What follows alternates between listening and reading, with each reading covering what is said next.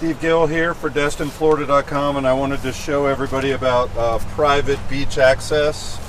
We're here in Miramar Beach, and as you can tell right here, this complex that I'm not going to name because it really doesn't matter, because all the complexes are pretty much required to do this, I think. So, but there are very, very, very few people on the beach.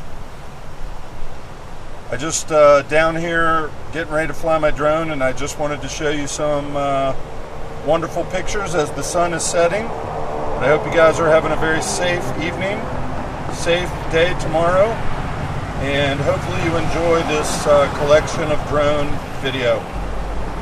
Thanks, everybody.